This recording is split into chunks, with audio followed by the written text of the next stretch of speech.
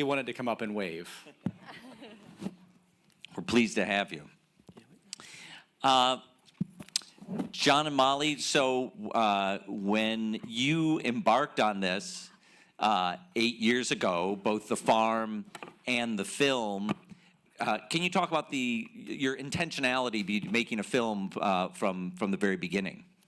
I legitimately quit filmmaking, and we also very quickly realized about 2 years in how incredibly difficult this was, because we had been inspired by other people that we read about or saw doing this. And I didn't want us to be another advocate for people running off the cliff like we had. And really worried, especially around years 2, 3, and 4, that we had made a huge mistake. So it wasn't until year 5. About the farm or the film? About the farm and the film. Because that sounds like the way a filmmaker would think too. Yeah, well, 3 I knew 4 years. as a filmmaker, I could probably, cheat and lie and tell terrible things about how wonderful it is, but it not actually be true. And I think it's such a critical issue now to understand. I didn't want to do it an injustice. And so at year 5, we saw things that were just so profound. I knew that we had to share this story. So Molly, you had this warning from Alan at the beginning that it was going to take 7 years. Did you really believe that, or so when it was tough 4 years in, were you able to think, no, we need the 7 years? I think that when everything started, I was just so incredibly excited and happy about the opportunity that we had gotten that you could have told me it would have taken 900 years, and it was just every day was exactly what I wanted to live. And it wasn't until there was a moment in 4 or 5 where John started to crack a little bit just under the intense pressure to solve some of these problems. We lost some core team members. It was just really, really tough. And then I started to question my own idealism and get a little bit scared about what maybe I had encouraged us to leap into. I was going to say at year 4, there was actually a push by some of our team to give up on not using herbicides and pesticides and spray, because we were having such problems with, among other things, morning glory. And that was literally the only solution, and it broke a lot of people, which we didn't do. It would have sent us backwards 4 years to then be recertified, but to only keep doing that thing. But we stayed the course, but it wasn't easy for us or for a lot of the team. So farming, I've never tried it, looks really hard. I have tried filmmaking, and I know that's really hard. So trying to do both at once seems too hard. We have a really great couples therapist, a guy by the name of, just would like to, but no, it's incredibly hard, and that's we were talking outside, the story behind the story is that, it was just working together as one thing as a couple, but then to go through this where neither of you really know the answer, and neither do any of the consultants that you bring in. They have different versions of it. It's just really hard. Maybe we'll write a book about it sometime. So how was the filmmaking process? Like when you're, dealing with, pigs and coyotes and all this other thing, how do you also oversee a film? Well, I had is Mallory Cunningham here? Mallory, stand up. Mallory is one of my first interns, and she was going to get a degree in sports management and turned her into a cameraman woman, and she shot a lot of it, as did a few other interns. And so essentially I had them around all the time, just passionately. If those were interns shooting that, they have better interns in where you come from than where there was a lot of, I was involved as well, and then we brought some professionals who'd worked in the business a number of years in the last 2 years of them making the film. But it was difficult, and I had this deal with the team that Mal will probably remember this. I said, I'm going to tell you all the time to turn the camera off. Don't listen to me. Because every situation that was of interest was me actually screwing up and really hurting, something, or potentially making a mistake. And I knew that, to be honest, I was going to have to require this. And they would look at me and they'd be like, "You said that not to listen to you."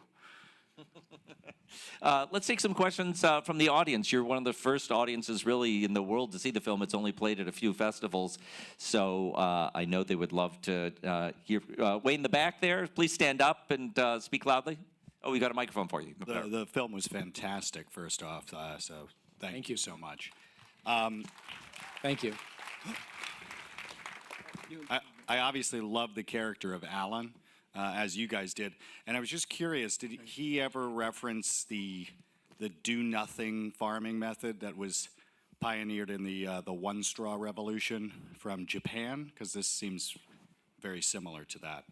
I was just curious if that ever came up. I have heard of that method, but no, he did not. And he was mainly a consultant to a lot of biodynamic vineyards. So some of those philosophies would probably not have gone over very well with people who are growing grapes.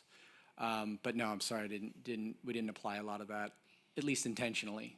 But we did later apply that method a lot, especially realizing that if you respond too quickly to the rhythms, you end up missing the opportunity to solve it with nature. Another in the back. Get a microphone to you, coming to you. Yeah, thank you so much for sharing your incredible stories with us. It was truly amazing. I was wondering if in the process of the filmmaking you discovered ways to apply the sort of synergistic approach that you were applying to your farming. So when problems cropped up in your filmmaking, were you able to sort of see them and solve them, or find things that were already solving them for you? You just let the owls take care of it. Yes, did the owls edit your film is the question. That's a real, actually, the editors here, Amy, you want to stand up? Amy Wilson, who sat in a room in a barn for a year and a half cutting the film. Yeah, absolutely. I would say the filmmaking process was incredibly enhanced in understanding the flow of things and not trying to pressure the direction that you think it needs to be, and making those discoveries along the way, and being really patient, and being okay with not making any progress for a week, and then having that breakthrough that takes you ahead so much further than you ever thought you would be. But yeah, I would say that the farming part of it really wore out the worry part of me, and just staying really present and watching things and letting Amy carry a lot of the load. Who's got a question? While I wait for someone to put their hand up, Molly, let me ask you. You lived through this, and now you see 8 years of your life, compressed into 90 minutes or so. What do you see when you watch the film? I see something different every time I watch it. It was really healing to go through, or just to sit and see it finally all come together and sort of understand your own story, because I don't know that you have all that reflection in the moment of a life.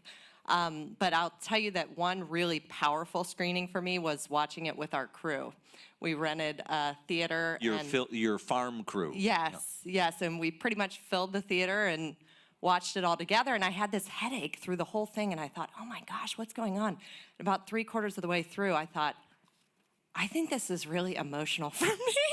And I started crying, and I could not stop crying. It was just incredible to just feel them seeing what I had known was happening with the film.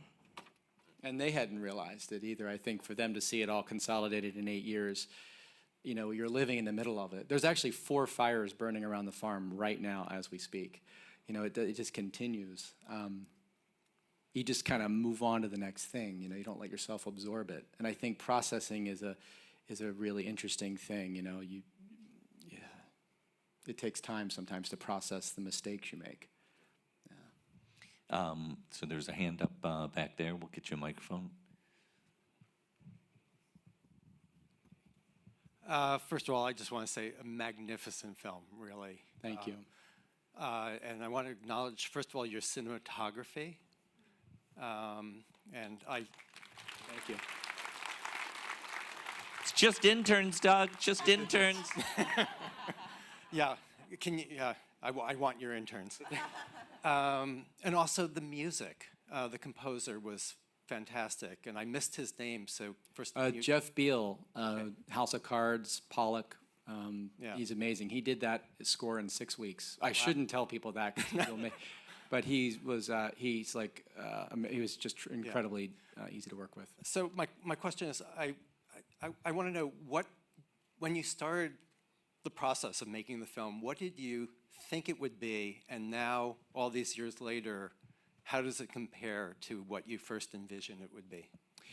I think the pressure in the beginning was I thought that in order to tell this story, I had to tell the part that's really scary about all of this, the what if we don't figure out this type of farming. And I don't know if I guess that makes sense, right? You know, we go to these films and we're scared into thinking that it's the end of the world. And really what I was actually starting to see is that there was so much incredible potential and hope. And so, the young people showing up. I mean, I don't know what you all were doing in your 20s, but in my 20s, I was not working for free on a farm. You know, I was trying to leave. I had an uncle that owned a farm. I was trying to get off that thing as fast as I could. And I just saw so much hope in this and possibility. So I think what changed for me is how can I tell that story in the most honest way and still show the hardships. I hope we did that. Okay, we have time for one or two more questions. Right up front here, got a microphone coming down to you. I wondered if you might comment on the business of running a farm, and are the investors happy? The investors are happy. I hate to do this to them, but they're here. Paul and Jess, you want to stand up? Where are they? Are they somewhere? There they are over here.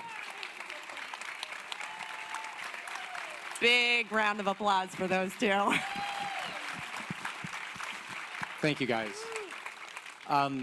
Yes, and I think, this is the thing, is this type of farming cheap, and we had land that had been robbed. The soil had been robbed. The soil was used as nothing more than a medium with which to hold the trees up. There was no regenerative system that was going back into that soil. And that's how you make cheap food. You make food cheap on the back of the soil. Before that, it was slavery. That's what made cheap food. So in order to put money back into a bank that's been robbed, you need time. There's a saying in filmmaking, fast, cheap, or good, pick any two. And if you really let yourself think about what I just said there, you can realize it's the same with farming. You can have two of those three. And time is one element that it takes for us to regenerate land that has been farmed in this way. For 45 years, it had been farmed in that way. It was truly just, it was white. The dirt was white. It was so depleted from the microbial activity. So there are elements of the farm that are profitable, and there's a lot of experimentation still going, because we know that in order to really be innovative and staying ahead of what we need to, we can't right now sort of sit back and think we've made it. The fortunate thing about Paul and Jess is that they're really into combining traditional methods with research and science and technology. So we're in a very lucky situation in that way. But I will say this: the most simple things, like the barn owl problem, we spent for a year probably $100,000 on 3 guys catching gophers on 200 acres of land. They caught 9,000 gophers. We spent simultaneously about $700 on about 15 owl boxes. They caught 15,000 to 30,000 gophers, but that took time for that to pay off. So it's, fast, cheap, or good. Pick any two. Okay, we'll take one more question. This hand up there. Hi, I just also wanted to thank you for making all those wonderful animals such stars. And I loved the name and how you kind of focused on them. It was really magical. I would like to ask you about food. You started, when you think about where you started with food and doing, blogs and things like that, and you didn't really have the food in front of you. And did your preparation of food and your recipes change as you got closer to the food and all the things you're producing? And I hope that there'll be a cookbook out of this called Apricot Farms. Well, thank you very much. They definitely, the approach to food has changed a lot. It just becomes that before it was going to farmers markets, was shopping, so there was an element of being connected to the farmer, but now it's just walking down to the garden or the orchard, and my tastes have changed. The style has changed. It's just being that connected to your food really does have an effect on what you eat. And it looks like he doesn't want to be up here, but he would prefer not to go back with his little friends back there. So this is what it is. But anyways, and then I did write a cookbook with my mom. My mom's back there if you want to stand up. There she is. And it's called Back to Butter, and we are in the process of revising it right now to come out again when the film does, with some updates based on the changes that you asked about. So, John, The Biggest Little Farm, it was acquired at the Toronto Film Festival by Neon, the distributor that, well, this year they released Three Identical Strangers. This is a great documentary success story this year. Do we know yet approximately when in 2019 to be looking for the film yet? Yeah, first of all, Neon has been fantastic, and the thing about them is that they just get the deeper and the much more, I think, the broader message here that's contained within this story. It's not just about, obviously, food or farming. It's really the story about, us and connecting to something of, great meaning, and the amount of energy that can drive. I think we're excited. It looks like sometime in maybe spring. I'll leave it at that. But we're really excited about Tom Quinn and his team. And while we're at it, I actually want to acknowledge there's a couple of other important people. Lori David, the executive producer, is here. Lori, could you please stand up? Thank you, Lori. Amazing, powerful force, not letting us stop for a minute. And the producer who works in the barn alongside Amy and I, Sandra Keats. Are you here, Sandra? And she does animal chores on the weekends. Yeah, and then also, since Molly acknowledged her mom, I gotta acknowledge my mom. She's the first time she's seen the film in a long time. Mom, can you stand up? Thanks for letting me do that. Well, thank you for taking time off the farm to come be here with us in New York City. We're immensely proud to show you this film tonight for our opening night film. We have 7 more days of films ahead at the festival. Hope you get to pick up a catalog and come back and see lots more. Thank you very much for coming. Thanks especially to John and Molly Chester. Thank you all. Thank you.